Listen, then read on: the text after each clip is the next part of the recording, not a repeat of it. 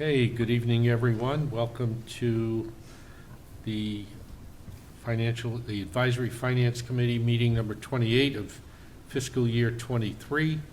Today is Thursday, March 23rd, 2023. Pursuant to Chapter 107 of the Acts of 2022, this meeting will be conducted in person and via remote access in accordance with applicable law. This means that members of the public body, as well as members of the public, may access this meeting in person or via virtual means. In-person attendance will be at the meeting location posted on the AFC website, and it is possible that any or all members of the public body may attend remotely, with in-person attendance consisting only of members of the public. The meeting may also be accessed remotely via the link posted on the aforementioned website. When required by law or allowed by the chair, persons wishing to provide public comment or otherwise participate in the meeting may do so by in-person attendance or by accessing the meeting remotely as previously mentioned. Additionally, the meeting will be broadcast live in real time via Westboro TV, Verizon Channel 28, or Charter Channel 192, and concurrently recorded and as soon as possible after the meeting posted on the Westboro TV YouTube site. This evening we have a guest, Superintendent of Schools Amber Bach, and we're going to be discussing Article 10, letters N, O, and P. So, Amber, whenever you're ready,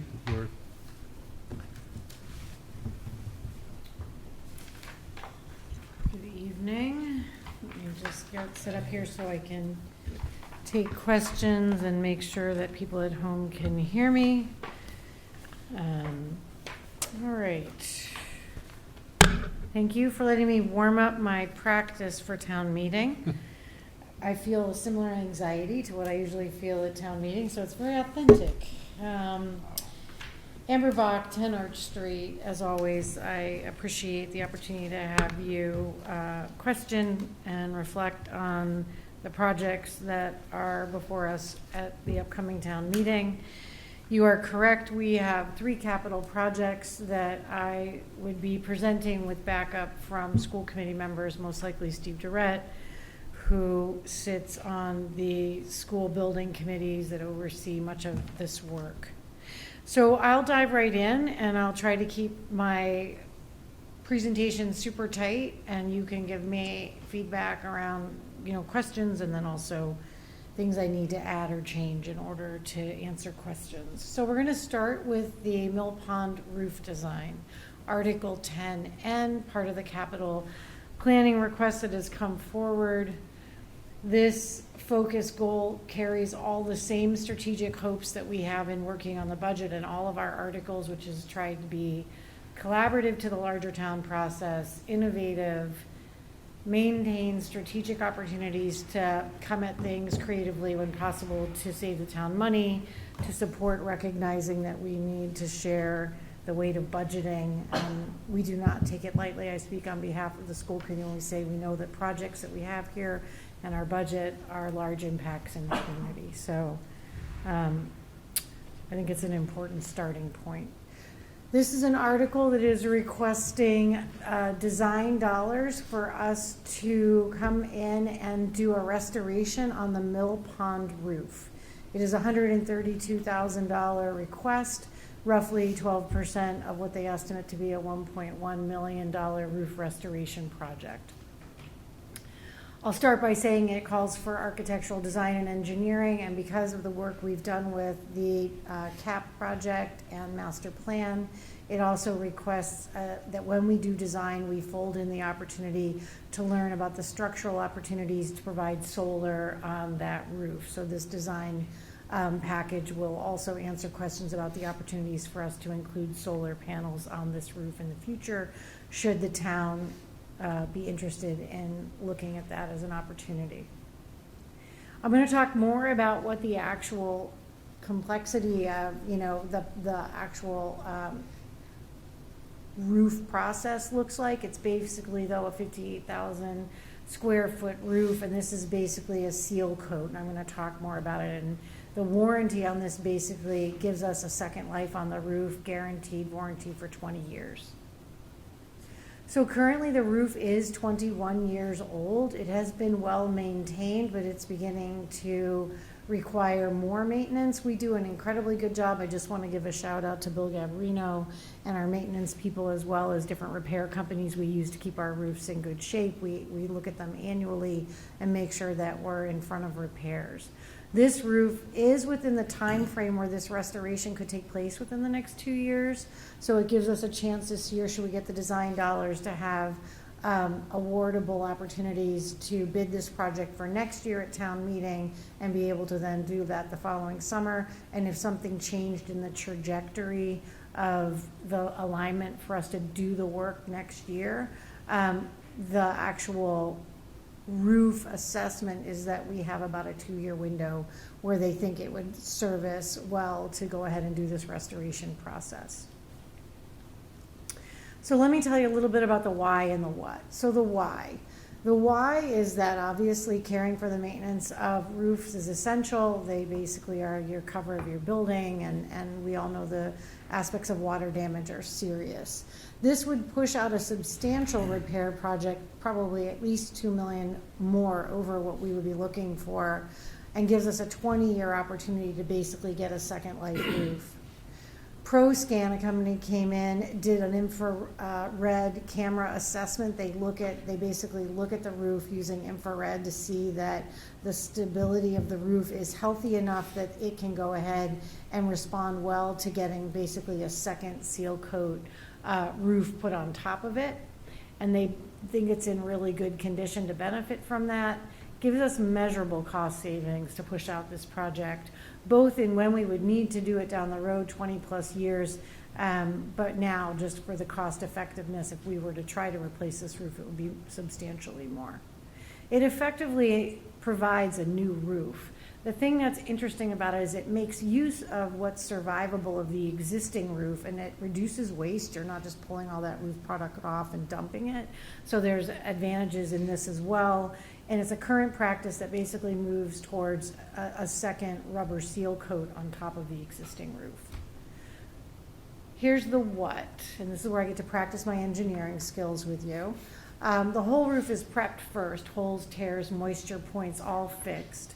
And then from there, there's a polyurethane that's applied, 2 coats, and there's also a thin sheet that's put between the 2 coats to really reinforce it further. And there's some things about that make it particularly advantageous to being a strong process. One is that it doesn't add any real measurable weight to the existing roof, so it isn't classified as a new roof, but it functions as one. You and I in our own houses, know that you can do like an over shingle on a roof, for example, and get an additional lifespan out of your roof. Kind of simple, same concept on a larger scale here, but using basically a rubber seal coat process. This product is a really good product, it seems, from what we can research about it and what we've heard from other people that have applied it. It uses a 2-step process and has a benefit of having this lack of off-gassing where you get that really bad roof tar smell. This uses a different, it's called VOC, and has the capacity to then diminish that because of the different chemicals they use. Other restoration projects that have done this, you can see it's been around for, a little over 10, 15 years that they've been using this product. It seems to be the most progressive way to extend life on roofs, and it has been advantageous. You can see here multiple communities where we were able to see that this product has been applied, and you can see that people have returned to do multiple roofs. So we take that as a good sign that it feels advantageous for other communities, that they've found it to be useful enough that they've returned to it with a similar plan to try to extend roof life and at a more manageable cost. Certainly any community doing a roof is facing the same things we are with just the cost escalation. This is supported by the Capital Planning Committee. They believe it thoughtfully defers this large roof expense while prioritizing the timing of other essential town projects, lets them manage their capital debt strategy, and spread out costs over time. And I would open it up for discussion. Okay, just for those on, yeah, that's what I want to do. We do not have good comm tonight. We're having some difficulty with the Zoom. So if you're on Zoom, would you please identify yourself? Beth Rod Blumberg. Shepherd. Rod? Beth? Beth Blumberg. Okay, Yep. okay. All right, do you guys have any questions? I do. if The you way I'm want. interpreting this, Go ahead, Beth. is the way I'm interpreting this that technically we sort of need a new roof, and this is a way of literally delaying 20 years, and then we need a new roof? Yes, Okay. try to be succinct. In effect, yes. Okay. And so, because if we do this process, which sounds great, does that mean we put a new roof 20 years out in the budget planning? Like, this is a capital expense that everybody knows about, you've announced it 20 years in advance? And we plan for it? Well, I This would is love more it to if the- Westboro had that long a window of planning, Beth, and if you're here, you go ahead and vote that. But No, I mean, I respect your long window of capital planning, but yes, in effect, you know, we are in the middle of a new update of our capital master plan, so it'll be carried in our records and available and part of the capital planning process that Kim Foster and the town has put in place. Right, because I mean, normally we only look out maybe 5 years, and I'm wondering, you know, new roofs aren't cheap. Obviously, this is a great one-time fix. I gather you're not allowed to go ahead and do this again in 20 years. You probably have to really do a new roof. I'm not an expert to know that. I simply know that in terms of kind of progressive roofing standard, they feel this is a product and a work that, process that they feel good about and in effect Okay. gives us a second roof that they will warranty for 20 years. Certainly, is we awesome. take good Okay. care of our roofs, as you know. I mean, we've gotten a life expectancy out of these well beyond where they should be, but what we've learned is we've pushed the window on a couple of these too far and ended up with the emergency it's- repair at Armstrong. Right. So I guess what this is actually maybe not a question to you, but more of a question for the board as a whole is, what do we need to do to keep this in mind? Because I assume a new roof in total would be much more expensive. Yes. You know, and 20 years down the road, like, how do we put this? We need, as the AFC or the capital expenditures, need to keep this in mind, that we anticipate a roof coming up in 20 years, the same way we anticipate fire trucks and other large expenditures.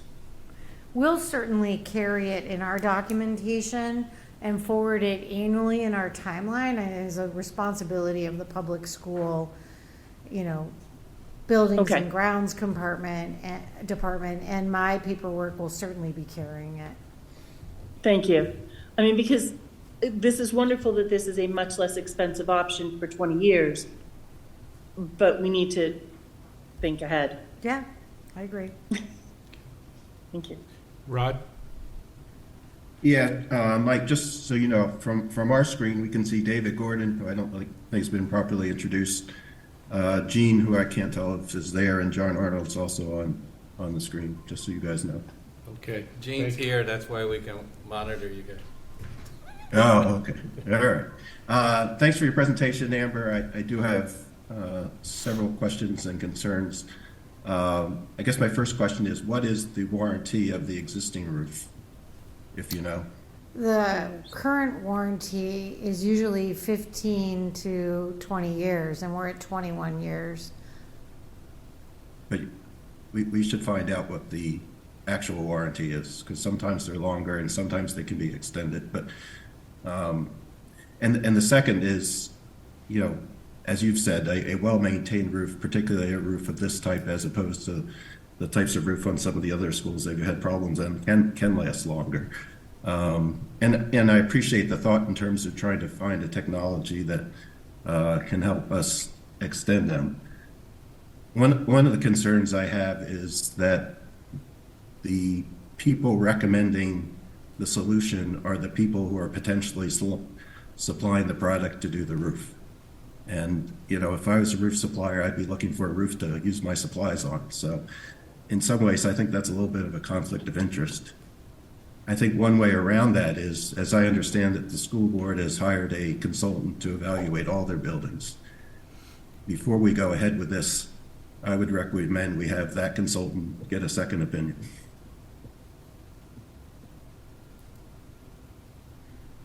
I'll just And then accept it. just- I mean, yeah, keep asking your, I'll accept it as a comment. I mean, I don't really have Yeah, a no, that's- comment back. that's- I mean, I think, I just want to be clear that every project we do fits within the legal standards of what's allowable by bid process. Like, I understand your concern, but the bottom line is municipal bidding is incredibly, like, guided and rigid, and we can't do anything illegal and wouldn't. So any consultation we receive on roofing is within legal standards, and if they bid a project they're not allowed to bid, they wouldn't be accepted. So I understand your area of concern, and I just want to be clear that the project will go out to bid, and legal guidelines that are required by law will shepherd that in terms of the award.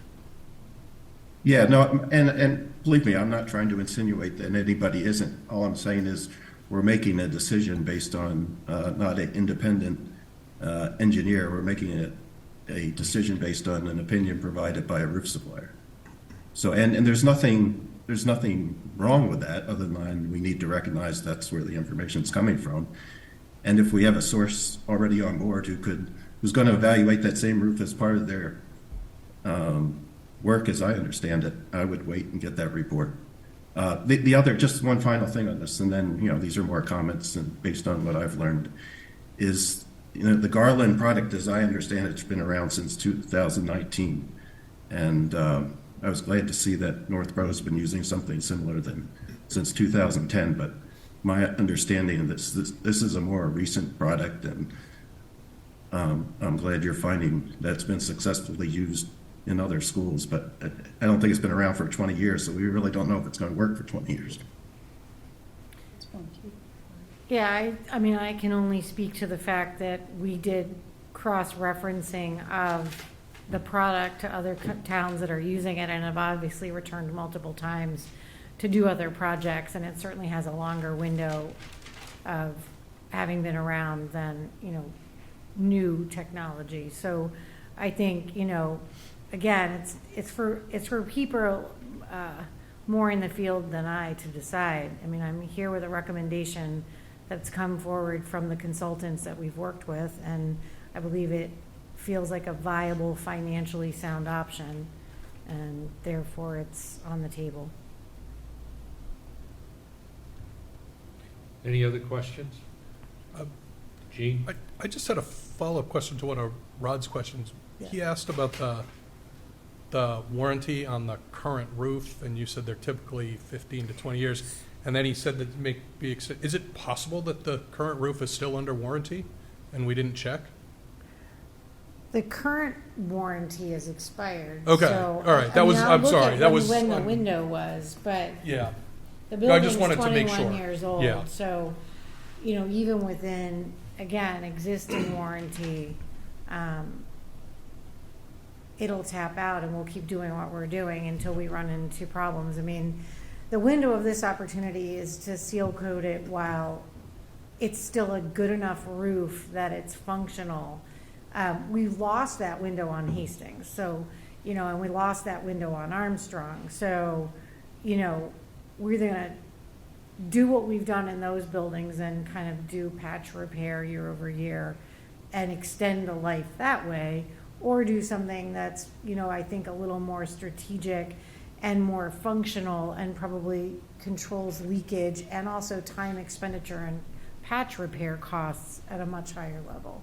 So I feel like it's a better thoughtful response than the patch and pray process that tends to be our methodology currently, you know? Walter? Yeah, just first I want to comment that I would prefer to be asking you questions about education and policies than roofs, because I feel your pain. Yeah. One question is, so there's a 20-year warranty. What is a warranty on a roof? I mean, I think with your home shingles, they give you new shingles. They don't take them off and fix it. So let's say, if you know this, in 10 years from now, the thing, develops a split. What is the warranty? Well, of my that? understanding is with the 20-year warranty they will give us, and they call out a 20-year warranty, that they would own the repair So they would repair. at all costs, yeah. Repair, okay.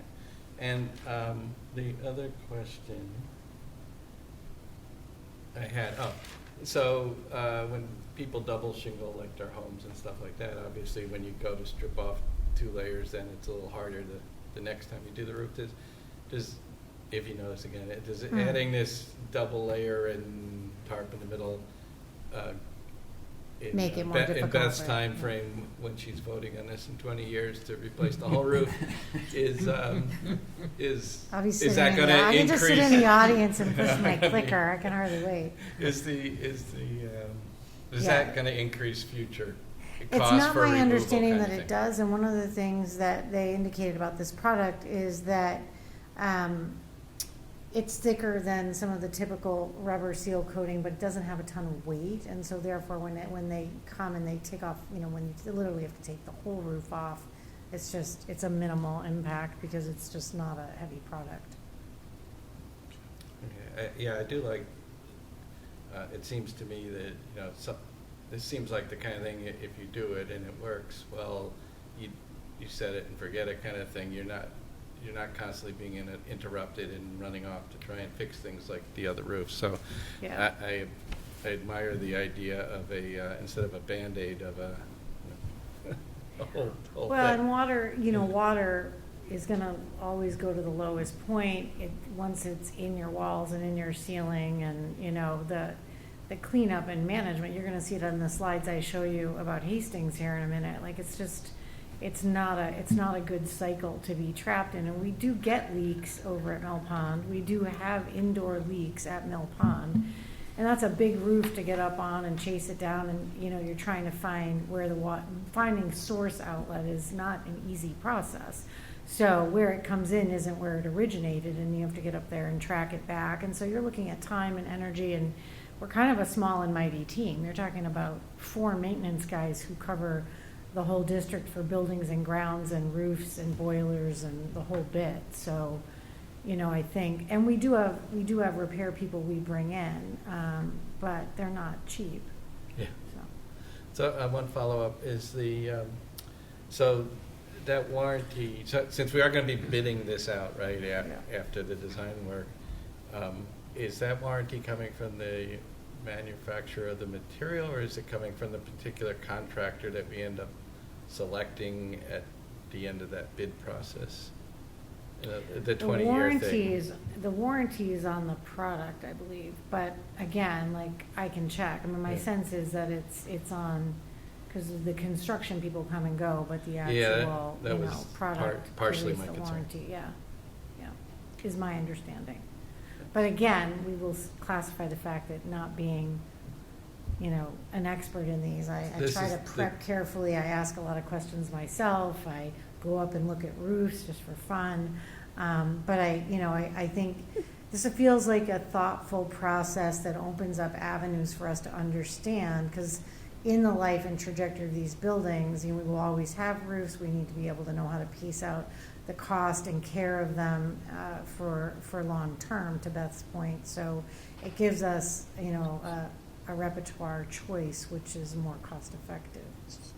Yeah, and this is the other 88%, we get a choice of voting another Yeah. year. Yeah, and this is also, like I said, our, 89%. except for fails now, like our youngest building, which is 21 years old, and It feels so like it just care and maintenance, I feel like we just put it up, I feel like I just voted on it, so from that standpoint, it's important that we kind of stay in front of the maintenance pieces of that building. So, Thanks. Yeah, no. So when you put it out to bid, that means everybody will be bidding on the same product that you're talking about, right? yeah. And then this is more for Rod. Rod, did you say that product has been around since 2019? That's when Garland produced theirs, based on what I saw on the website. Maybe they had an earlier version that Northborough used, but My understanding is this is a more recent development in the roofing industry, so I'm not sure that the results are clear yet. Okay. So these are the product use sources that they gave us when we wanted backup. I can certainly do more on that, but, you know, again, in good faith, they're providing for us that information, and we'll chase it down and make sure that, you know, their follow-through has been good. And sometimes these companies are willing to make long guarantees based on what I would consider torture testing, where they put something through harsher conditions than are realistic and try and speed up and then estimate. But if they give a warranty, they have to honor it. You're sounding more and more like an engineer by the day, Beth.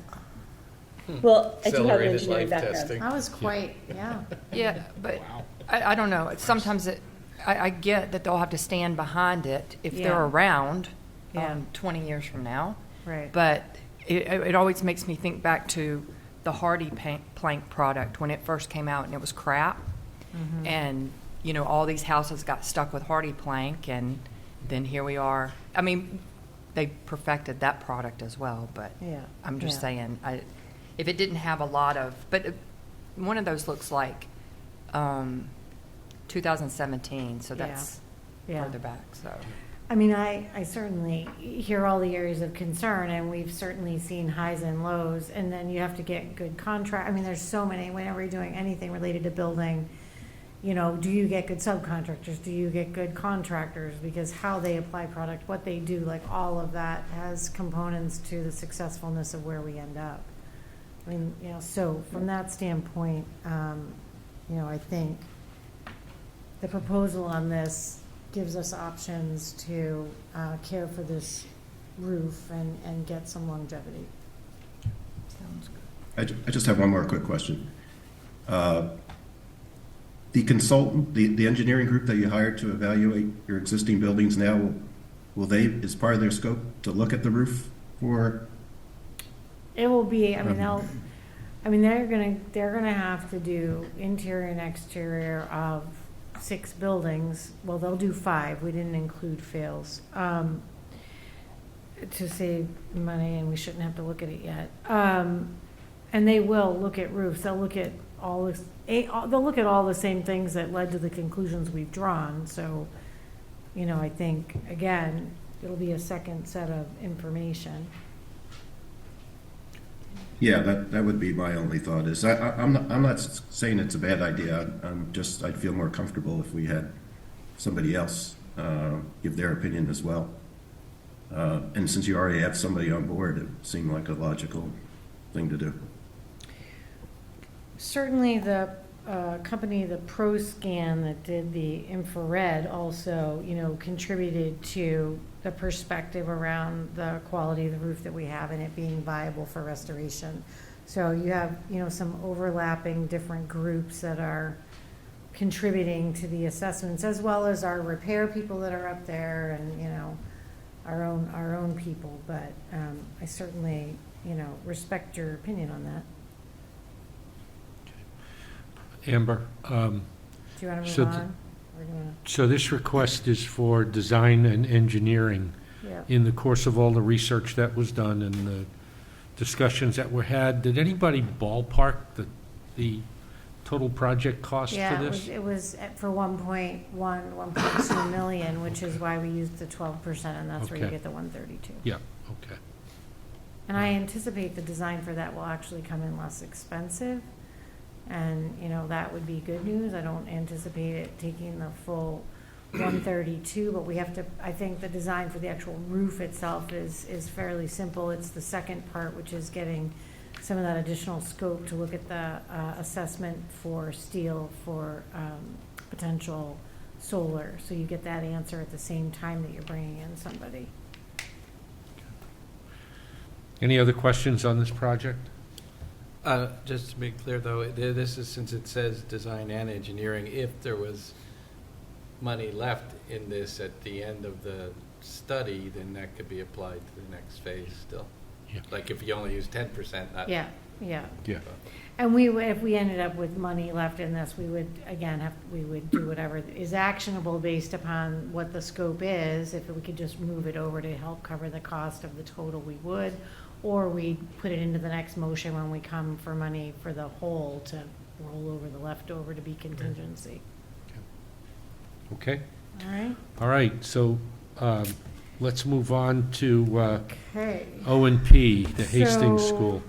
Yes, so the next discussion is going to be 10O, which is on the Hastings roof design. So I'm going to go all the way through this again. I'm trying to keep these presentations as tight and clear as possible and then rely on answering people's questions. This looks at architecture and design again for future roof load inclusive of air handlers, structural support for potential solar panels, and what we need for the public bid process in order to get accurate pricing to replace the roof. It's based upon, again, a 12% estimate of what the original rough order of magnitude came in at 4.2 million. It looks at the removal and full replacement of 80,000 square feet, pulls the 2-ply, the redundant, the cold weather adhesive, everything off.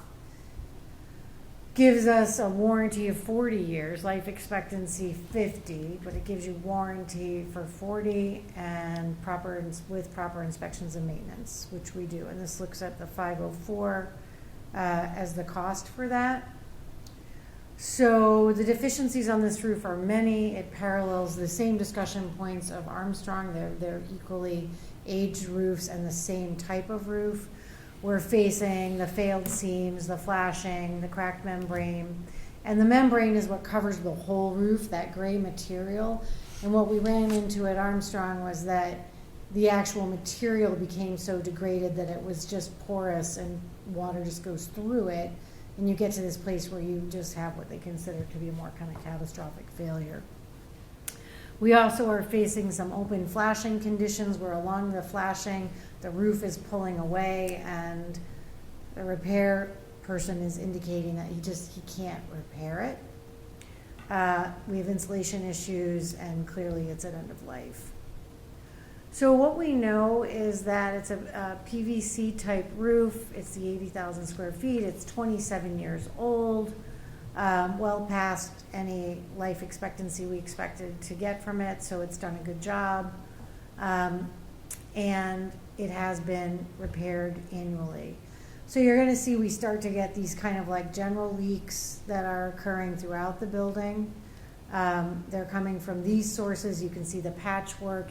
See on the second picture there, that dark bar there is like along the seam with the flashing, and you just start to see all of the actual roof pulling away from the flashing edge. We're trying to make the repairs for that, but it creates issues where you can just kind of put your hand down through between the two, and the repair on that starts to get more and more limited. Garland has assessed. We have repair companies that come in, not Garland, they don't do the repair, but different companies. They help us to kind of do an annual assessment and give us projection of what we should be doing to care for them. You see the patchwork that we do as much of it on our own as we can. What you start to see is that we know the water damage is costly. We get mold, we get loss of property, we lose staffing time, maintenance, cleanup, and repair. This is the entryway, which was the newly repaired and renovated entryway. And here you see a leak that destroyed both the drywall and the paint in the entryway. In the middle picture, if you look at the light, you actually see the water pouring out of the light. So, here, if I can get my cursor, this is actually water running down out of the light. It was a chain. And here you just see we just start to lose plaster and we lose tiles. We pull them out, we replace them readily, and we just use it as a management and maintenance need. We've had a good amount of, almost too much, right? Outside expert assessment and history on this project. So you wanted some history on this project. You know, it's without, it feels laborious to like step you through and you'll start to glaze over. So I'm just going to give you some of the highlights. I did send you the document that we used last year. Some of that's dated, but it just captured what we had already spoken about.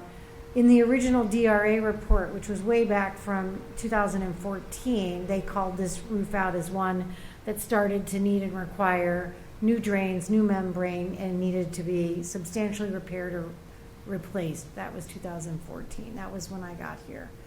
MSBA, we entered the SOI process to do an envelope repair. We were going to do doors, windows, and roof. That was going to be substantially expensive. We were going to get MSBA reimbursement for it. We were accepted. In 2018, we withdrew from that process in collaboration with the implementation of the debt strategy on the town, asking us to defer the completion of that project so that we could stabilize the number of projects all happening at one time. We knew that it had risks. We're living them now. It wasn't a bad decision. It was just a decision. The capital plan in 2019 noted by the DRA that was a priority 3 and it's continued to kind of escalate up to a priority 1. Outside companies have continued to assess the roof and update reports for us. And most recently, again, it was updated in 2022 with the cost estimates that helped us to make decisions to come forward for the repair. So I just want to talk about the fact that, you know, good work has been done and we have remaining work to do. We currently have the Hastings School ADA, HVAC, and windows discussion on the docket. You know that there's an article we're going to talk about in just a second where we are going to vote, the school committee voted to pass that article over because we did not get what we needed in the subcontract bids. We'll talk about that in a moment, and we will need to rebid that project in the fall. We are requesting to move forward on the roof design because the design and engineering remains solid. It's not a lost expenditure. So you get that product, you have it, it's workable for you, and it remains viable for you to go out to bid using that information for multiple years. We would like to have the roof design and engineering completed so that we have a biddable product of information because we could then go for an emergency repair like we did at Armstrong outside of the parameters of the ADA confinements. And I think we would qualify for that, given the confines of the issues of the roof. Or if the other project moves forward for the ADA and the HVAC, they could ride together in a package of repair work.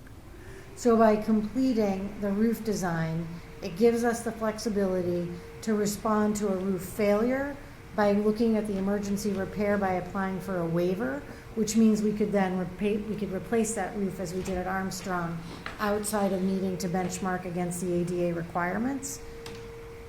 And then you would then move forward with the additional kind of cycle of work which we've delineated for the ADA repair and HVAC work, which is mostly interior work, okay?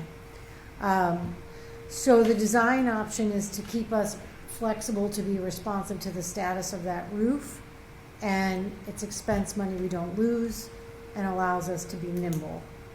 And we complete that and it's ready to go, and we would be anticipating returning in the fall with a biddable document for the rest of that package. And I'll talk about that when we talk about the next project. It's about as tight as you can talk about such a crazy project and years of work, but I would guess I would open it up for discussion. Okay, any questions? Walter? Okay, good, great. You mentioned that the current roof that was on there had an expected life of sort of the 14 to 17 years or something like that. The new roof is projected to be, say, 50, 40. Yeah. They've just gotten better, Yeah. yeah. So the other thing was single membrane. What's the technology difference that makes a roof it's going to last? I don't know, but I'm glad they did it. Like, I don't know the 3 answer. times I longer mean, or there's just a something. difference in the quality work that they're doing. I mean, even just this product we just talked about with Mill Pond, like, you know, they're finding ways to extend roofing. If you look at like what they did at the high school, which is literally like rubber and rock, like you're just not doing that anymore. Yeah. And so these rubberized roof designs is just not the direction of what they're doing because they've learned how they degrade and break down. So these other product lines are much more robust and seem to have a longevity that's better. That's cool. It's a big difference. Yeah. Yeah, no, I know it is, thank God. I mean, really, we've got, these are big buildings and they're expensive, and so anything we're doing to them that gives us longevity is just good for all of us, Yeah. yeah. Amber, is there any looking at solar on top of this roof, similar to what you're doing? Yeah, the design and Pond? engineering will request the steel load. The steel infrastructure in this building has been looked at already once. We'll get clarification around the specificity of actual solar, but it's a well-built building. And I know one of the things that I think, people ask, kind of like, well, why don't we just knock it down? It's a well-built, heavy steel infrastructure building. Like, it's a repair, even if we look at the astronomical numbers we're talking about, right? And to do the roof, the windows, the interior ADA, and the HVAC. Even all in, if you say you're going to get to 10 million, right? That's not 60. So, I mean, these are viable buildings. We've taken good care of them. They're expensive to maintain, but they have life expectancy in them. And the move that we made when we redid Fales was to also gain space and to do the expansion work that we needed to do across district. And when we looked at Hastings, we gained that space by building the preschool. So strategically, we did what we thought would be long-term, as you look at the history of this, most cost-effective to gain us as much space as possible without needing to build a brand-new building and add a footprint. I continue to feel that if you look at the stabilization of our enrollment, continue to feel it was a good strategic decision, done with a lot of consultants and outside people to come in and give us guidance. And I'm feeling that, we can absorb our enrollment effectively in the footprint we now have. So I'd like to see this building repaired and get the extended life out of it that's logical. Any other questions? Is solar a mandate for our? No, town? it's not. I think what we're looking to, and again, I think it's a town discussion and a thoughtful one that will involve all of us and all of you. I mean, we want to make sure that we don't have to come back and do more work, and that by including it in engineering and design, we answer those questions along the way, and then we own it as a capacity, a piece of information, and the town can be responsive how they would like. We certainly, as members of the town community of municipal buildings, are willing to participate in what the town designs is effective cost offsetting. I mean, you can see if we look at, the direction of what Massachusetts will require, we're going to have to, if those things continue. It gives us responsiveness, but, certainly not a school decision. It's a town decision. The master plan has several items which speak to provision of solar energy arrays on municipal buildings Right. as they're either renovated or otherwise Right. repaired. And we've got the flat top roofs, so, it feels very logical. The other thing is, it was interesting, I had to go to a workshop as a sidebar in Newton, and I drove into their town hall. Very old, they've done good work to repair that building as we did to ours. But next door is their new library, which they built, and I was like, oh, here's a new library. I was looking at it, and they have solar parking covers, and they were very attractive. I was like, I've kind of always worried that they're ugly, and that they're like kind of unsightly. But it was just really interesting to drive into a community network where you saw this strong commitment. They had their kind of version of Uber, or the cars that we use in town to take ours around, and they were all electric. They had all their plug-in sites. They had the electric, parking lot covers that looked very nice. And so, there are communities like us and in the Commonwealth and in this area that are, just developing thoughtful approaches. It just gives us capacity to participate should we choose to. But if you did the engineering and found that solar on top would be we're not able to do it, are our properties not big enough, some of these schools, to do like a freestanding? I think it certainly is an option to look at some places, and again, has to be done in partnership to make sure that residents that have to look at solar, I mean, there's all sorts of consideration to us as a school community. We've certainly got capacity to offset our electrical use with solar and would get, benefits from that. But as you know, as people that do this work, we have to resolve working with the town, the solar contract that I think is still locked in for like another 11 years. So there's confinements of what we have to do, and I'm not an expert in that. I simply know that if we add too much capacity, we still have to pay because of the design that we're locked in on. And so I think this is like readiness information. I think parking lots, I know I could do the covered lots at the high school would be, very effective and possible as well. Do you know if the product we discussed earlier can be, the rubberized product, can that be, because I'm assuming you have to put the panels, you have to fasten them in some way, right? Yeah. Can it be penetrated with nails Yeah. and it doesn't? My understanding is that, again, it's the same kind of functional roof design and capacity to, both take things on top of it. They know they have to take HVAC systems and Right. all of that stuff, so, to the best of my understanding. Any other questions? By the way, you folks on remote, we now have you in our sites directly. So, thank you again for joining us. Okay, if there are no other questions on this article, All right. let's move see. to Article P, So, ADA construction. again, these are as tight as I can make them, and I'm still finishing them. I haven't even done my budget one. I'm doing that when I go home. Deadline tomorrow. All right. Saturday morning, actually. Well, he'll take it when I can manage to get it there. He's very kind to me. All right, so you're looking at the Hastings ADA design project and HVAC system work. This is 10P. At this time, we are voting to pass over it. The rationale for that is that this was the project to cover the cost of the ADA updates and any gap in funding for the HVAC project completion. We completed the engineering and design. We went out to bid. We did not receive subcontractor bids on the major cost areas that would be inclusive of this project, which is mechanical, electrical, or plumbing. That means that the bid that we would have gotten for the complete project would have carried too many estimates, and in good faith to the process that we said we would use, that we would have a biddable number that would complete the work and a contractor willing to accept it.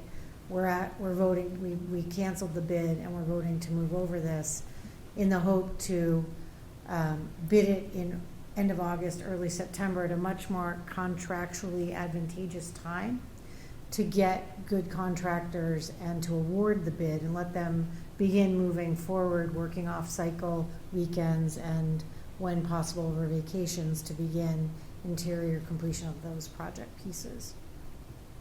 So the status is all of the things that led us to approve the article. We just don't have what we wanted to bring forward. It's a result of all sorts of things, not just supply chain, but when you put out for bid and they're all so busy, they're not bidding the projects because they don't have the time to do the work. They're saying some of it is cost chain also, or supply chain. I think it's more that they're just all booked. So they don't bid, and better that they don't than bid it and not be able to give us the capacity to do it. I think if we go out in end of August, September, we would have a viable number based upon when the bid process, if it's 60 or 90 days, I truly can't remember, we would bid it as early as possible. So if we were looking at fall town meeting with a number, we wouldn't be like down to the wire waiting for them to crack the envelopes, which was what we were doing right now. So we can move it as far back as possible to have the number ready as long as the bid award window is still open. So I think it's a viable and appropriate response to the partnership we developed around trying to manage the project. Questions?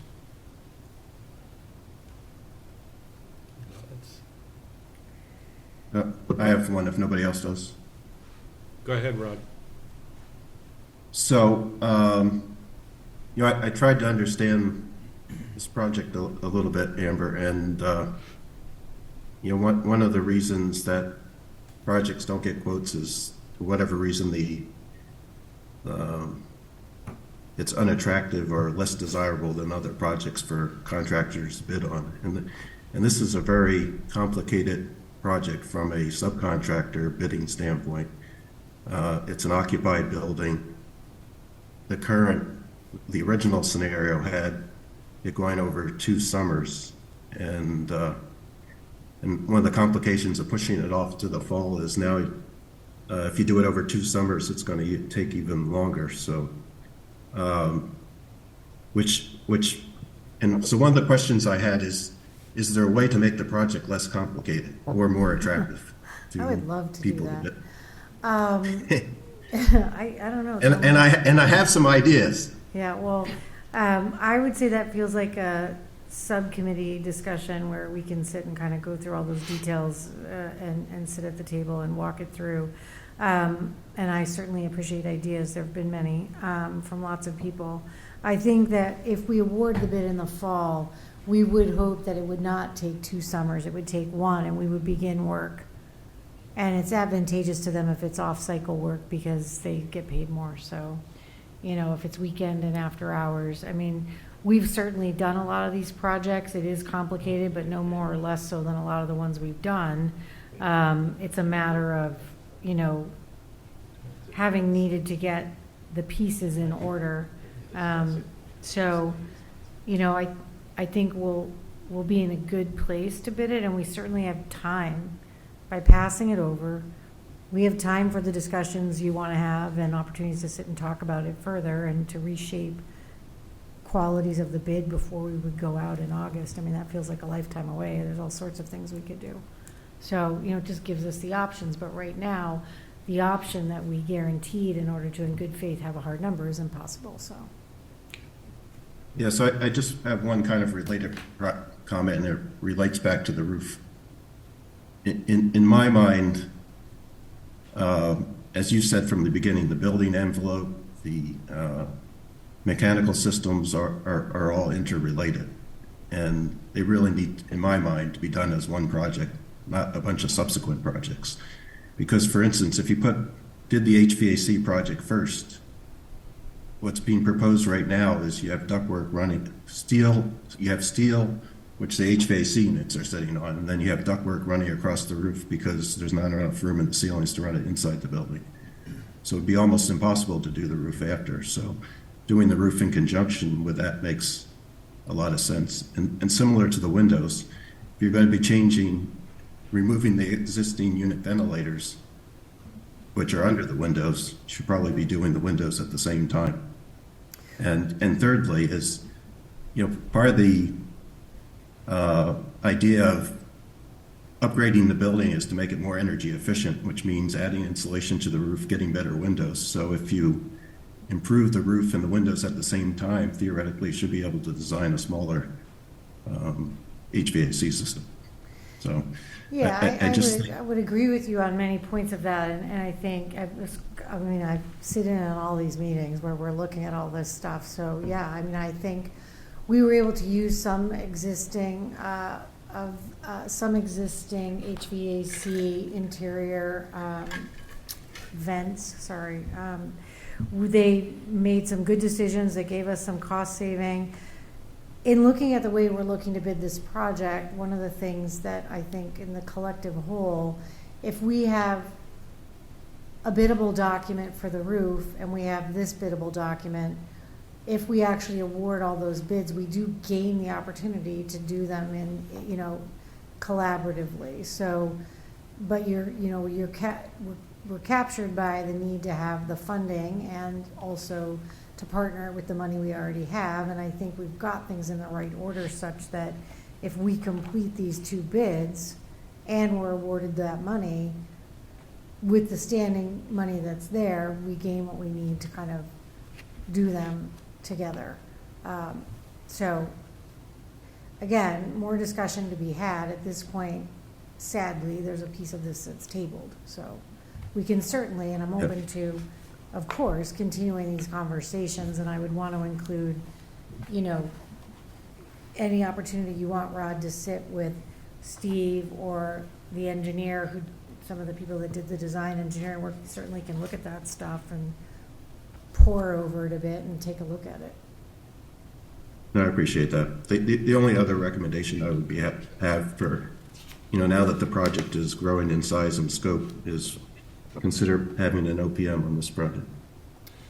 I think it will be part of the discussion, and it'll also then be part of the cost. So as you know, nobody we seem to be working with is cheap, so, I get it. So we'd have to cross that when we get there. Thank you. Yep, thank you. Anybody else? Okay, Amber, thank you very, very much for being with us tonight. Glad we were able to give you a dress rehearsal. I know, my anxiety is, I don't know if it's better, but it's certainly, I got a little practice. It is actually really good, because I tend to get Okay. quite worried. So, this was helpful, thank you. And if you think of anything else, shoot me an email. Will do. I'm gonna go kind of clean up my talking point notes based upon the feedback. And then I've gotta just brush up the actual budget one, which again, I wanna keep tight. They just wanna know about the money and the process, what's in it, so try my best. Before you. you run away, Yeah, I'm sorry because it just occurred to me. Can we talk about that 14% recommendation from OSD that's in the budget? you looking for my feelings or I information? am trying to, we had a question on it, and, we've all read the letters, Yeah, both from the finance folks and from the group that suggested some pushback. When you did the budget, you put the budget together, and I recall, I sat at the budget meetings, and I went through it, and so did Beth, and yep. I'm sure several others. Did you, I think you included the entire 14% because you wanted to be on the safe side of that number. I did. Okay, can you just kind of refresh us with the rationale? So, a couple strands to the rationale. The vast majority of that 14% increase went against the largest portion of the sped budget, which is the tuitions and transportation, all of which get impacted. But she has all the contracted services people. So across the she being Dr. Sherry Stevens, who's the overseer of that department working with me. And so the thought was, and it was about $110,000 differential, I'm trying to pull it up here right now, to look at it, and Dave, I don't have my phone out, or he could probably text me the number, so just. No, he's on Zoom. Yeah, I know, and I would just need to grab my phone so he could tell me what the number is, or he could tell me. Dave, what's the difference in the number if we had just carried the 14% on just tuitions versus was if we 87. carried it on the whole budget? I think it was, do you remember? So, yeah, if I can chime in just a little bit. So, the 14%, I think I should first start by saying that the OSD 14% was a statewide, basically, because all municipalities used OSD. The new governor budget actually just got submitted. She just submitted a supplement to that, which actually was probably based on the legislation of all the districts saying that we need support related to this OSD. Here in Westboro, what we did is, I would not say that we spread 14% across the budget. I think related to, as Amber was mentioning, we used a portion of that when we started to discuss the special education budget. And the variance between adding 14% just to the added district cost, which was our biggest concern because of the private providers, and versus adding it to the entire special education budget was a variance of, I don't know, give or take about $110,000. So we decided to apply the 14% due to the severity of the students that we serve and the fact of the out-of-district concerns related to the cost of those private placements. That being said, the circuit breaker offset was actually able to bring our sped budget down. So while we did apply the 14%, we did get some good news on the circuit breaker, which is, as you all know, a little bit of a complicated thing and carries forward. But the circuit breaker actually went up a significant amount. So we actually dropped and reduced the special education budget. So 14% was not applied holistically to Westboro Public Schools. The two line items that I think significantly jump out due to our concerns of inflation, not specifically 14%, were within facilities, and that was with electricity and gas. Yeah. And that So, was, that was like close to so that's really what 300,000. happened with 14%. We try to manage our cost, and we did do some inflation costs, but we really tried to mitigate some of our costs. Like the facilities budget went up because I think they had lagged, and basically we were concerned about, supply chain issues and just cost of stuff in general, where there's the 30% inflation. Outside of OSD, that's just the cost. But for specifically related to the 14%, that was applied to special education budget in its entirety, but the the circuit breaker offset allowed us to actually reduce the sped budget from FY23. So, sorry, my computer's now not being happy with me because I closed it and it wants to go to sleep. Thank you, Walter gave me this, it's about 100,000 change, so on just the sped budget. So I happened to see all the Newton Solar when I was there to contest the 14% with a bunch of superintendents and state representatives. And we've certainly continued to press on them, thus the supplemental budget response. And so certainly the lobbying has been very intense. I think unfortunately with supplemental budgets, they're gonna have a formula they apply and you're gonna get, just like they did for the responsiveness of Chapter 70, where we thought, they said they put 10% against it, but against formula, we only got a 3.5% increase. Again, a measurable, little measurable bump, but I don't know, and I don't have a whole lot of faith in what we would get added back in for supplemental in terms of that's if it survives, but.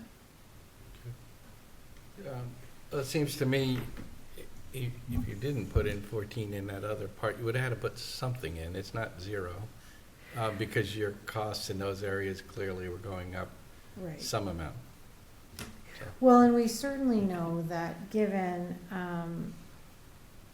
the case of, and the volatility of special education, even though we've seen that we had out-of-district tuitions that were able to rotate out, lowering that impact amount, it does have a kind of a continuity of continual change, and every time those numbers change, they're big numbers. So making sure that we can maintain a stabilization in the prepay is really the objective goal, as well as we carried 400,000 so that we can pick up those gaps between now and implementation next year. Any other questions? Just want to say it's good news that we have 6 fully settled contracts. Given the volatility of the state and the amount of unsettled contracts and expensive legal actions, I just want to commend the Westboro faculty and all of our units for coming to the table, and to our school committee for really doing an incredible job in partnership to bring all of our contracts in time for us to make sure that our March numbers including that. That feels very, very good to know that we have a lock-in for the next 3 years and can anticipate the rollover of really our most substantial portion of our budget. Yeah, I mean, that's Mike? really important because we saw the effect of some of these others that are just getting solved now that really cover all of this year, and now Yeah. we're hitting it now. Newton had a failed override, and I know that hard to plan. new superintendent, who I know is like looking at a $6 million gap in her budget. I know of several communities, I know Ashland and 2 other communities where they're set to cut staff because of the out-of-district impact to them and their funding mechanisms. So our stability allows us to do the work that we do, and I think getting all those contracts completed is a good faith effort on all of those units to recognize the importance of town meeting, and I think it works effectively for us here in town. So, all right? Mike, I had Is one this more question. one- Okay, Both Good. Beth and? okay, Rod, go ahead, and then Beth. Just before you go, Amber, since if you still have your engineering hat on, the Westboro HVAC chiller ARPA funded project, is there an update on that? Yes, I would say there's an update, but I'd rather not be on public record, like on the fly, Okay. to be honest, Rod. I'd be happy to talk to you. That's but fine. we Good. have Well, bids in and we're currently looking at some other options. Okay, do you know what, and it doesn't have to be to me, just when do you think there would be an update? How about after town meeting, you and I talk and I can give you an update? I No, gotta get that's ready fine. for No, town it meeting. doesn't- I doesn't like have my to be me. back to I'm the just- wall. And it's not on No, town that's- meeting floor, and for me, anything not on town meeting floor between now and Sunday morning is for next Moot week, point. to be honest. Yeah. Agree 100%, thank you. Yeah. Beth? So Amber, my question might be in the second category, it might help. I just want to know if the fact that a couple of years ago, you created the Sugar Shack in that program, is that part of what's buffering us in terms of the quality and the amount of spending we're doing on out of district?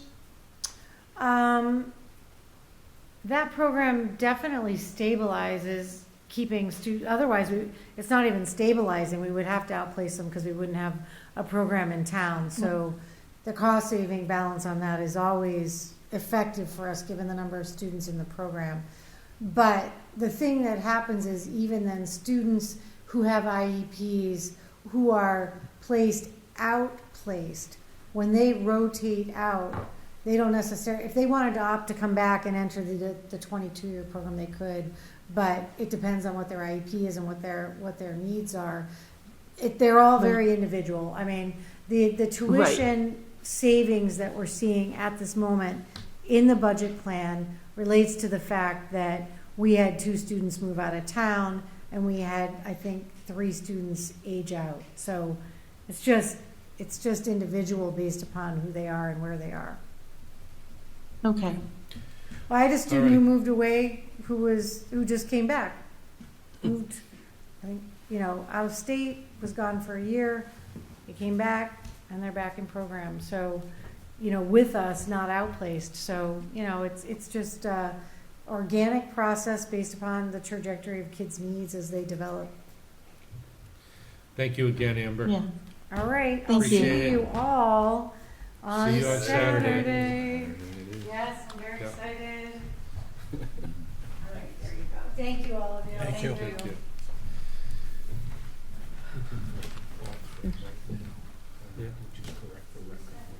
Oh, yeah, well, that's all we can do. Yeah. Okay, we are going to vote on these 3 articles. Thank you, Dave. Thank you very much for attending. We're going to vote on these 3 articles now. I do want to point out, in spite of multiple eyes editing this book, the R&R, there is a mistake with regard to these 3 articles. We've already voted in favor of them. We've We al- haven't even voted for them. According to, And we won't even have 8 people voting. well, it's one of these things where you have multiple people with hands-on, and multiple people looking at it, and we missed this. So we're going to correct the record officially on these 3 articles, 10 NOP, and vote now. So, may I have a motion to approve Article 10N for November? I move the AFC recommend the town meeting vote in favor of transferring $132,000 of free cash for the purpose of roof restoration and design for Mill Pond School. Second? Any discussion? Any further discussion? Hearing none, we'll take a vote. Let's see. Blumberg, yes. Thank you, Beth. Board, yes. Dolan, yes. Bradley abstained. Sorry, I just checked in. Bradley's here?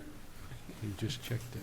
Oh, okay. Okay, and. Yeah, I literally just came in as you said, let's start voting, so I'll abstain. I'm not sure what we're voting on. Because you're Okay. at the The penthouse. school, You're back at the penthouse, we see. Yeah, we understand.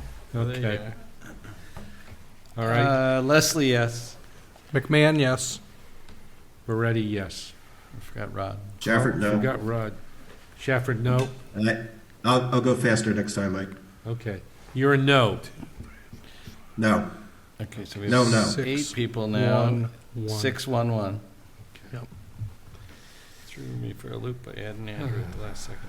I'm happy when we get to town meeting floor. Okay, moving on to Article 10-0 for Oscar, Hastings School new roof Oscar. design. I move the AFC recommends to town meeting to vote in favor of borrowing $504,000 for the purpose of Hastings School new roof design as written in the warrant. Second. Okay, any further discussion? Okay, hearing none, we'll move to a vote. Beth? Blumberg, yes. Ford, yes. Bradley, yes. Dolan, yes.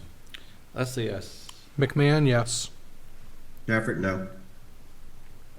Moretti, yes. 7-1-0. Okay, Mike, I've got to step out. Sorry to scoot mid-meeting. okay, So that's fine. I'll give you a call. All right, See we're you back to Saturday. 7 again. That makes Down to 7. conservation. Thank you, Tom. Yeah, thank you. We're going to move to Article 10P for Papa, Hastings School ADA construction. John, can I have an opinion, please? John Arnold? Yeah, I just had to find the right window to unmute, yeah. Okay. Since they're going to recommend a pass over on this, Mm-hmm. do we need to vote on this, or can we just pass over it ourselves? You should probably make a recommendation that the town vote to pass over the article, Okay, just to be just to recommend what the expected motion is. okay, thank you. So may I have a Mhm. motion on this, please? I move the AFC recommends town meeting pass over Article 10P, Hastings School ADA construction. Second. Okay, any discussion?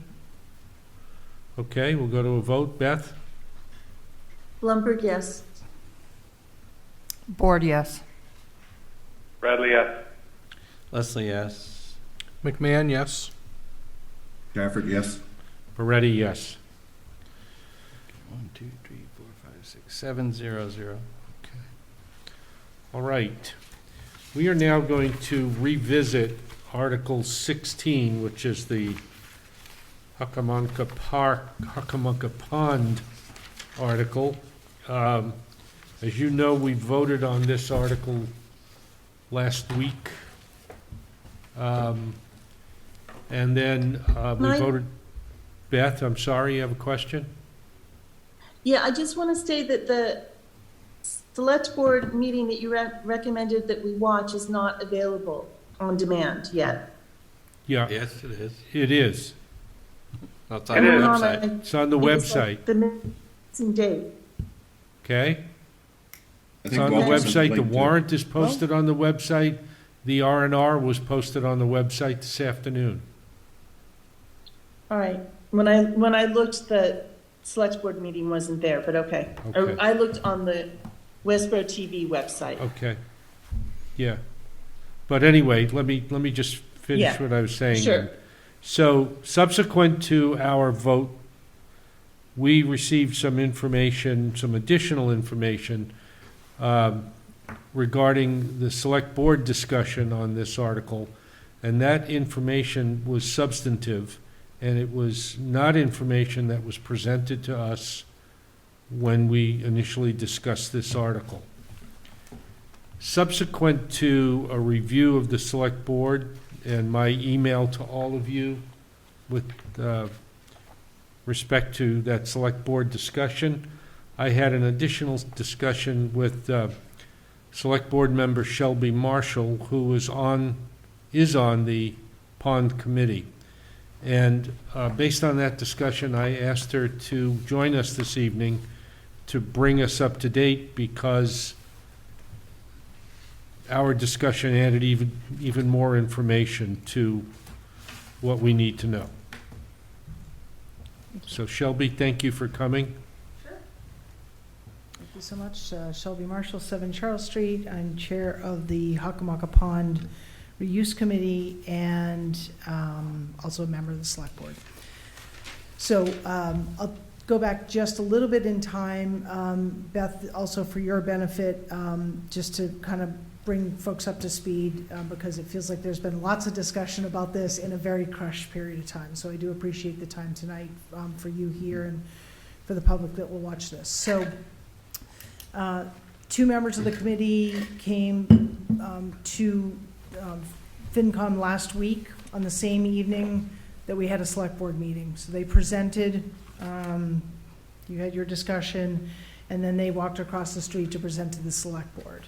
So they presented, and just for logistic purposes, we had a whole host of folks that were interviewing for the golf club committee, and so we tabled our discussion as was on the agenda around the articles, paused that, interviewed everyone, and then resumed it later in the evening. The discussion later in the evening, we went through the articles in the warrant, as we always do, to vote our support or not. When we got to that article, I, as the board's representative to the Hockomock Committee, and then obviously serving on the committee, certainly with my own views, having worked on this for a while, shared that at a prior Hockomock meeting, we had voted 5-3 not in favor of the proposal. And so I shared with the board my concern, and it was really boiled down to that there are, at the time, there were grant opportunities and other elements that I felt as a committee we should be exploring prior to asking for the money at town meeting. Okay, so I share that with the committee, with the select board. You can go back and watch the tape. The select board said, that's really interesting. I said, we as a committee are waiting for some more information. We're probably gonna meet again this week. And so we agreed that before town meeting, I would provide an update to the select board. Okay, so fast forward to this week, the Hockomock committee met. Actually, we met yesterday, because today's Thursday, so we met on Wednesday, and had a very robust discussion around where we are, the information that's before us by way of an estimate for work to be done, and also brought in some additional information from another consultant who does this kind of work for the committee to understand the scope of work that we may be in the future undertaking. And we talked about several different grant programs that the town could apply for as part of opening the site for passive recreation. Where we landed after all that is that the committee recognizes that, and I think we've conveyed clearly that, one, it's going to take some amount of money to do something to even consider opening Hockomock to the public. Meaning, we have to go to the regulatory agencies, EPA and DEP, and we can't just go there with sort of like some hand-drawn maps of like, we think we might put a trail here, and we're gonna kind of, we need a fence. They're gonna want some specific engineering documents. They're gonna need technical information. So we know we're going to need something, and the estimate that we obtained from Ty and Bond, which is a licensed site professional, gives us a number to start with as it relates to the technical work that needs to be done just to go before the regulatory agencies. In concert with that, what we discussed, and I received reassurance from our committee, is that we will apply for the Yukon grant for their technical assistance brownfields program. That's a free program. They come out, they do a site survey. It's effort, not money well spent, but like anything free, you only get so far. We also will pursue input from other consultants, notably VHB has said, which has done work with with the town and with the businesses in town to hear about their programs and how they would approach us. So in summary, what we're asking for at town meeting, so we voted 8-0, 8-0, 9-0, I think it was 8-0. It was unanimous. I can't remember how many people were at the meeting yesterday. To move forward with the article on town meeting floor with the understanding that we will pursue the grant in concert with exploring how to best approach this with use of any funds, but we will not spend the money until we go through the grant process with UConn. So one could say, well, just wait till fall town meeting, but we could get through the UConn process and start that technical process, potentially go to EPA and DEP, get their feedback, and then be ready for town meeting to say, we do need more money, or we have enough, or, obviously then we wouldn't come back, but we'd have, we wouldn't be waiting that additional time. So I know that probably is not as succinct an explanation of where we've been and where we are, but that's kind of the back and forth. And I'm happy to answer any questions, obviously. Any questions? I wasn't around Yeah. for this whole, I feel bad asking some of the No, questions go I want to ahead. know. Go ahead. I'm Yeah. just Yeah. assuming the original company that tainted the waters, there was litigation. Sure.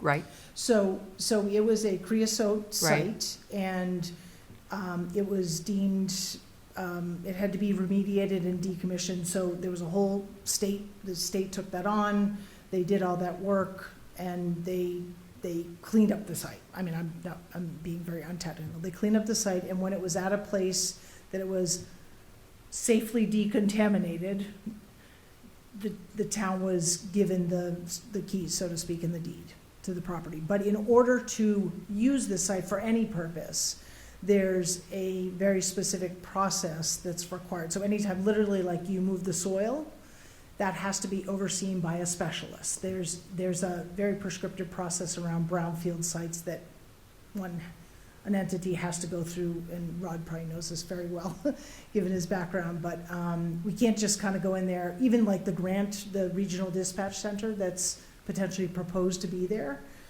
that will have to be overseen by specialists to make sure that soil and dust and all of that is appropriately managed on site, that the workers are safe and all of that. It's not to say the site's not safe, that's not what I'm saying. It's that there's a process to manage any construction, any soil moving and management. So if there was litigation, was that what this town won?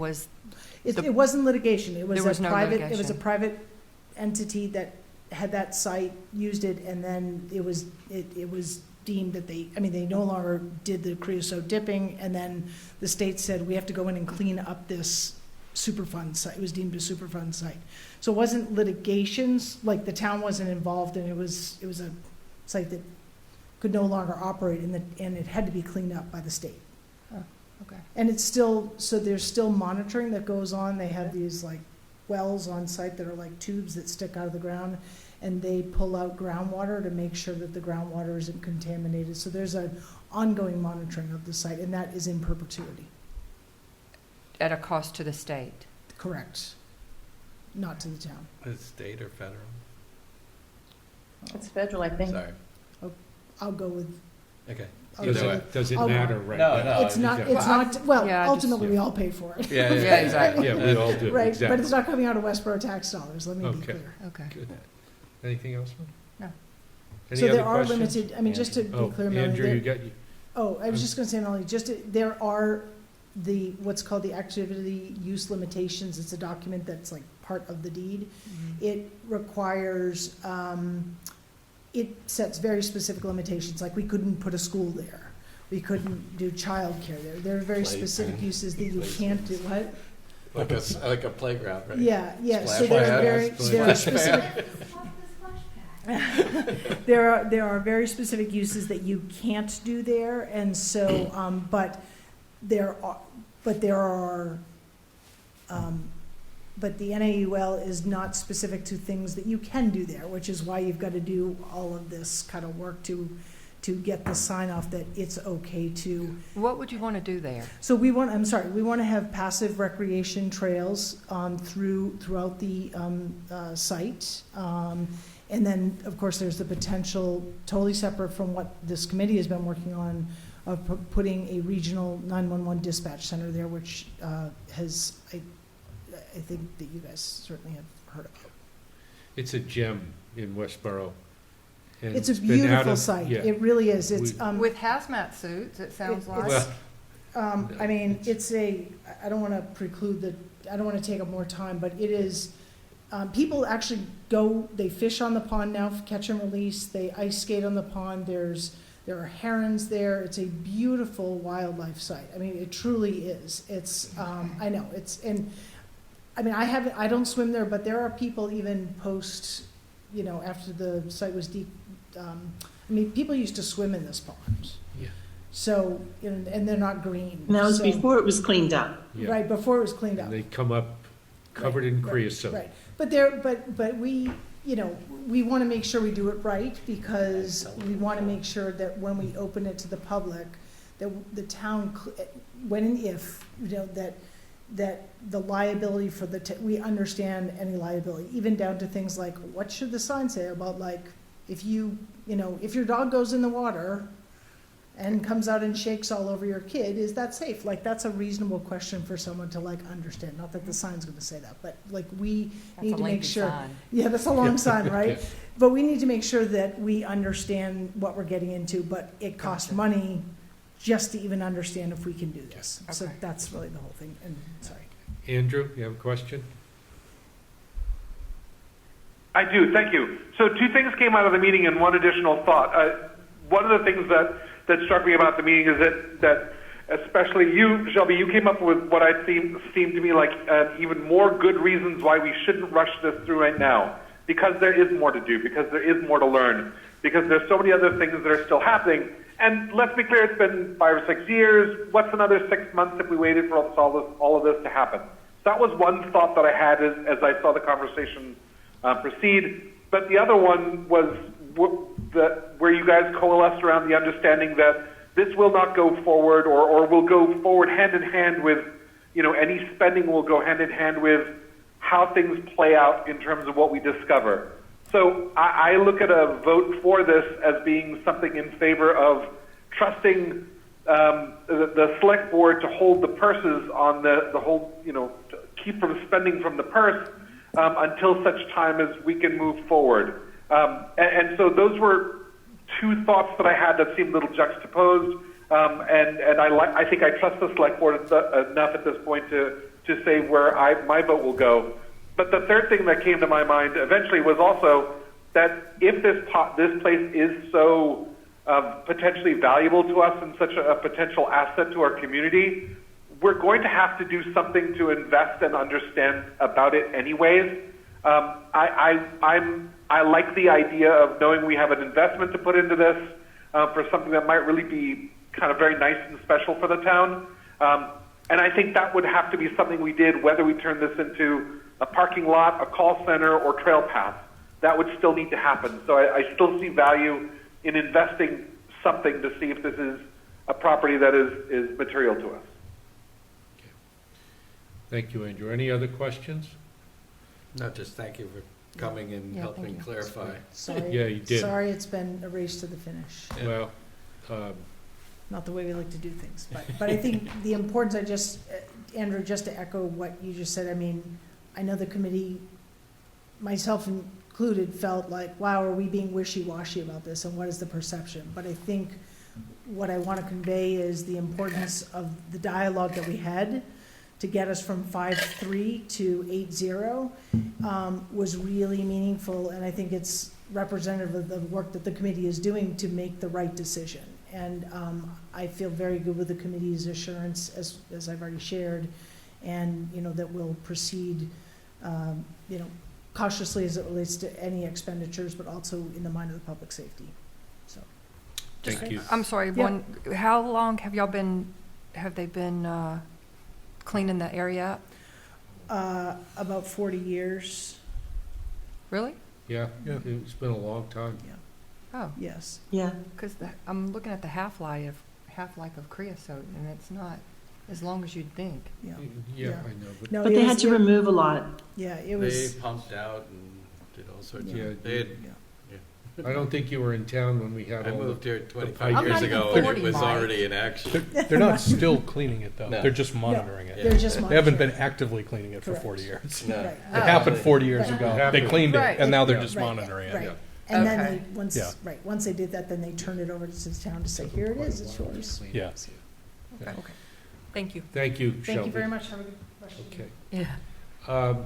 Unless anybody wants to revisit our vote, I think our original vote from last week can stand. And that was what, Walter? I didn't vote originally. So- Which one 7-0. was it, 16? Yeah.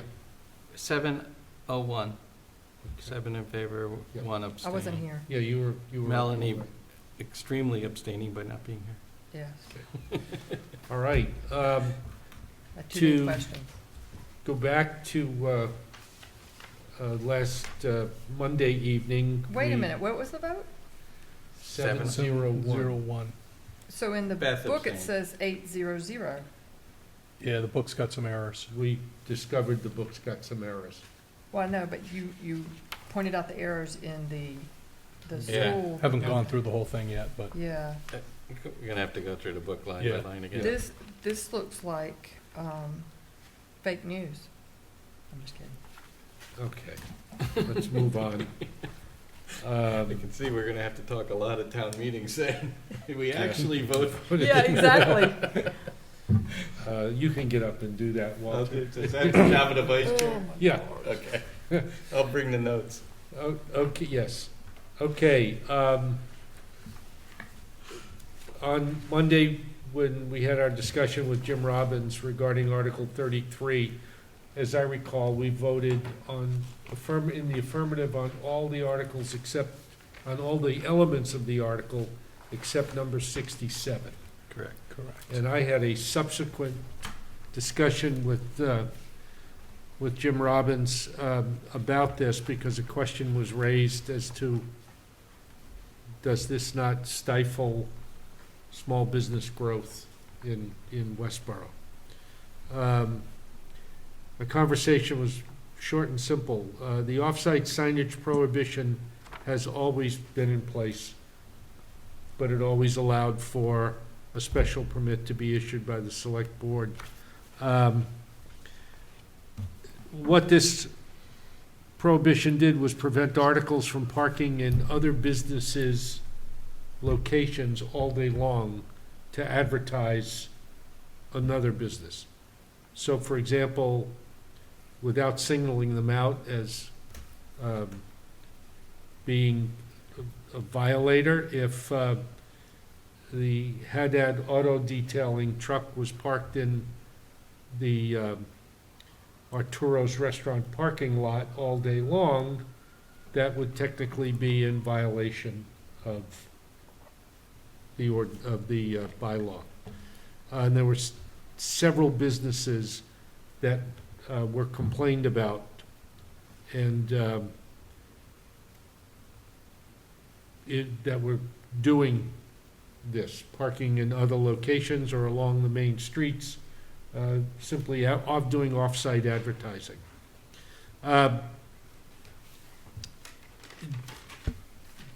If a business has a vehicle that has advertising on it, they are free to park in their own parking area or in front of their business. That's not prohibited. But once you move off-site and go into another location, that's the prohibition. And because of the amount of complaints that have been made over the years, they've decided to modify that portion of the bylaw.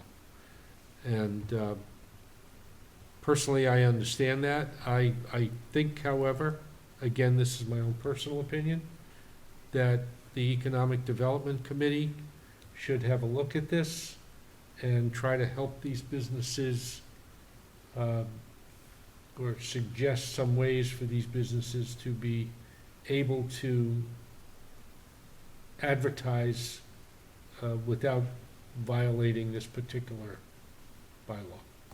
I see it as an EDC issue. Any other questions on this? I have one. Any other opinions? Yes, Walter. I don't have an opinion yet, but my question is that they eliminate, what was the idea behind eliminating the ability to get the special Permit. permit? Or It was the number of complaints that arose. were people significant. actually Were they getting special permits, permits? or were Yeah. they just parking? We, interesting, we didn't, Because that's the only Exactly. change. Exactly. That's the change they're Yeah. proposing. They're not changing a proposal to the bylaw, No. they're changing a So- proposal to the ability to get a special Yes. permit. yes. Right. So Beth? can I ask a question? Let's suppose you need your local plumber to come and fix your building, fix plumbing in your building. And the plumber has his name, plastered on the side of his vehicle.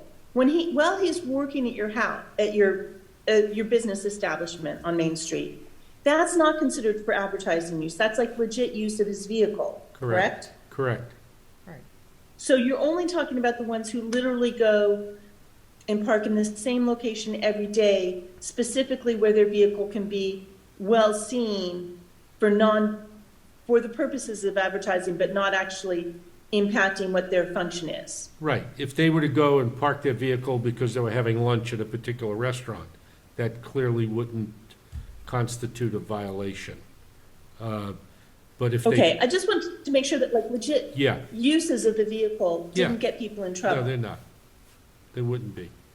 But the way it reads, Okay. it sounds like that permits were given out historically, and now they will no longer be giving out the permits. But the example that you gave sounds like people were parking their vehicles willy-nilly, and so I still have my same argument, I guess. Which is, I don't agree with it. I okay, don't agree with the wording of this. Yeah, I mean, to me, it seems like if somebody wants to request a special permit, Exactly. they should be able to request a special permit, and the select board can say yes or no. If they say yes, presumably there's a good reason for them to, and, I don't understand why we would take away that option. Yeah. I don't understand the purpose of that, which is why I voted against. We voted so many And then, times yeah, we against reworded the it, and we- original. yeah. okay. Exactly. One thing.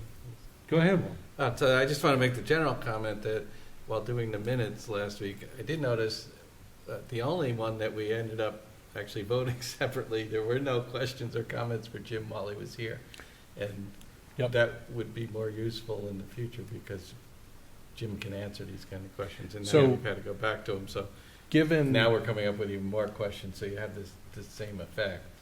But Right, given that it's not in the warrant, not all of us are here. I mean, I would recommend we ask Jim and then vote on it on town meeting floor, revote town meeting floor. I mean, we're We can.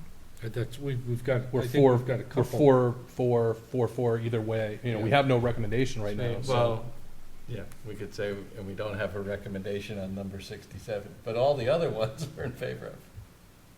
Right, Yeah. right, yeah. But no, we do have an absolutely. odd number. Right now, we have an odd number? We do. We might have recommendation. Well, and the other piece of it is that the numbers aren't right in the book anyway, so it could Well, look like not all the numbers, we I all hope. voted on behalf of. That one's not in the book. Ah, Yeah, that I one's not in hope. the book. Or maybe it is. No, no. Exactly, probably. Hope not. Okay, I think we should deal with it on town floor. Saturday. Does anybody have any objection to I think we that? should deal with it now. What's that? I think we should deal with it now while we have an odd number. Ah, May the odds Won't there be be, ever in your favor. okay, well, I'm gonna go out on a limb and make a motion that we deal with this article on town floor. Can I have a second? Second. All right, second, okay, let's, any further discussion? Okay, Beth? So just, Oh, just, go just, ahead, Rod. I'm sorry. Just for the record, unfortunately, I'll be quarantining during the town meeting, so for the record, my vote is no, even though it won't count. Okay. Thank you. Beth? Blumberg. Sorry to hear, I mean, that does kind of slightly affect my vote, but I'm going to say Blumberg, yes. Board, yes. Bradley, yes. Leslie, yes. McMahon, yes. Jefford, no. Moretti, yes. So we'll deal with this on town floor. Sorry, Rod. I'm sorry to hear you have to quarantine. Yeah, we're more sorry we're going to miss you Yeah, all me too. day than. I'm sorry I sat next to you I was on gonna say, Monday's that's meeting, Really sorry. Well, you know. because I already you- got it from Tom Dolan, so you- Rod. You tend to sit next to I'd- people. what is And now I'm starting to that? think it might be you. I'm just glad I'm on this I side. work in a hospital for 2 years and do not contract COVID. Yeah, really. Okay. All right, let's move to, we've had our humor for this evening. Let's move to the minutes of meeting number 28 from Monday, the 20th. You all have a copy of I it? think it's meeting 27. No? is it? Or- Yeah, because today's the 28th. This is Good, the yeah, 28th. 27, sorry. Yeah. Meeting 27, I just thank went you. because you said tonight. Yeah, I the just- 28th, yeah, I was I just- subtracting one. I just, I'll make a motion to accept the minutes as submitted. is there a second? Second. Any discussion? Second. Okay, let's move to a vote. Beth? Blumberg, yes. Board, yes. Bradley, yes. Leslie, yes. McMahon, yes. Jefford, yes. Moretti, yes. 7-0. Okay, any liaison reports? Walter? Okay, so I got a communication from the library as liaison. I just wanted to, an interesting thing happened, and so Rod might have had the right idea, but not the right reason. But so the when they increased due to the salaries line changing of the clerical union contract settlement that we talked about, the total library budget went to roughly 1.27 million. As part of the state certification, you're required to spend 15% of the total on certain materials, which are 3 of the lines in the budget. The lines currently add up to 186,500. 15% would actually be 190,964. So that's about just under $4,500 shy of that. So this was just today, so she was reaching out to Christie. One of our options is if I could get the details of where it's going to go, and if the committee so thought, would be we would modify the motion on town meeting floor for the expense budget to be whatever that number would be that would keep you an accreditation, quite possibly the simplest versus trying to fix this later in the year, either at another town meeting or with a transfer. But I'm interested in Are we people's allowed to opinion on increase, it. is that within the scope of the warrant article that we can increase it? That's a John Arnold question. I was gonna say that to John. Of course it is. It's our I'm right. checking, I believe it is, but let me just check. Yeah, I thought we were I allowed believe to it says recommend the anything. sums that whatever, just give me a second. It's pretty small percent. John, say that again, please. I'm just looking at the wording. I believe it is because I think the wording is just says to raise and appropriate such amounts without any sort of upper cap. So I think any changes are allowed, but just give me a second. I'm trying to scroll through the warrant. to find it. Right, because sometimes in the past going up, Right, yeah, has if there's a been- specific number mentioned, I'll only let it go up so high. But I think this one is written much more broadly, but again, just give me a second. yeah. So the article is written as to see what sums the town will vote to raise, appropriate, or transfer for the various, so that makes it very open-ended. So yes, a small increase is certainly in order. Or would be Okay, in thank order. you. I think it's Thanks, Because I would just hate to hit that snag at the Right, last yeah, minute. as soon as it's got brought up, I started thinking about it too, so thanks. Andrew, you had some comment, please? No, Okay, thank you. yep. Do you have Just the number quick- for quick the question. expense budget there? That's what I'm looking for. Walter, are there any library reserves or other funds that could be utilized to fill that gap? Friends of the library? Here it is. I think it's the town budget that has to be there. I don't know. Right. That's what I'm saying. First, is this for grant purposes?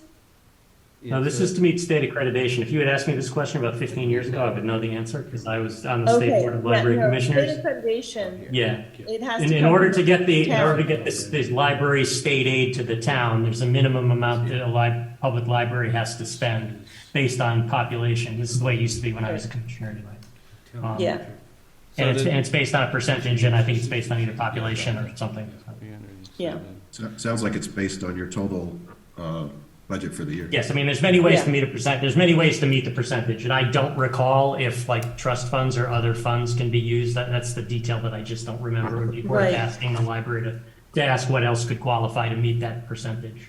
Okay. So, I mean, I can ask her that. Right now, the total expense budget was 300,000, so it's 4,500 out of that. It's pretty small Should be, change, yeah, small change. Right.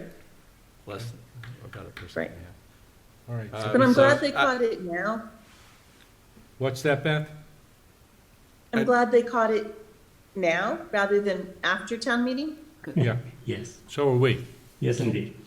All right, so I will talk to the librarian Yeah. and Friday and try to come up with, have her talk to Christie as well to figure out what they want Yeah. to do. And then we could vote a recommendation maybe Saturday morning if we so wanted to. And then when we're doing that budget, we could change the number. Okay. Okay. Yeah, just since the numbers I read are the finance committee recommended budget, just if you folks change your number, please let me know to make sure I update my book so I read the right number. Because if I don't do that, somebody will have to question it and make an amendment, so. Okay. Well, somebody So will. if you and do vote somebody's to gotta change your question number, it just 'cause make it sure doesn't somebody tells match. me. Yeah, and when you read the different numbers, someone's going to question it because it doesn't Absolutely. match Of course, anyway, yes. but- Yeah, I mean, yeah. Yeah, we'll make But still, sure, making it as smooth as possible is a good thing. we'll make sure you get that information, John. Thank you. Okay. Any other reports? Okay, future draft agendas. Saturday morning, please arrive at 8:30. We have some things to do before the meeting starts. If the town meeting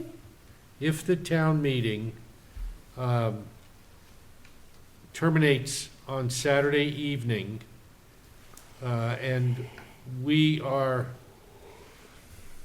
awake enough to take care of some organizational issues, we will do that at the conclusion of town meeting.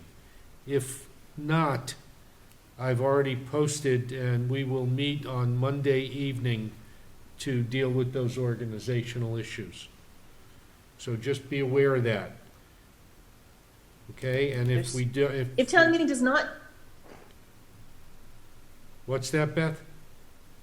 if town meeting does not get through the entire warrant in one day, Correct. then we're meeting anyway for the continuation of town meeting Monday. Then we'll deal with it on Monday. However, just to reiterate, if the town meeting concludes on Saturday and we as a committee are not prepared to vote on the organizational issues, we will convene on Monday. And I've already taken steps to have that posted. So there'll be a normal meeting for us. Okay? Yes, Gene? Pardon my Yeah. ignorance, is there more than one issue? No, it's just the election of officers, but Okay. there are other I'm things that just might checking. come up. Yeah. Okay. Might want to do a hot wash-up on the town meeting, our performance at the town meeting. Yeah, no, understood. I just Yeah. didn't know if there were other organizational Okay. issues that we needed to attend to that I wasn't aware of, that's all. Right. All right? If there's nothing else to Yeah. discuss, we'll move on to the motion to adjourn, please. May I have a motion to adjourn? Motion to adjourn. Second? Second. Yeah, second. Any discussion? Blumberg, Okay. yes. Thank you. Board, yes. Bradley, yes. Leslie, yes. McMahon, yes? Trafford, yes? Moretti, yes, we are adjourned. Thank you, Westboro TV. All right.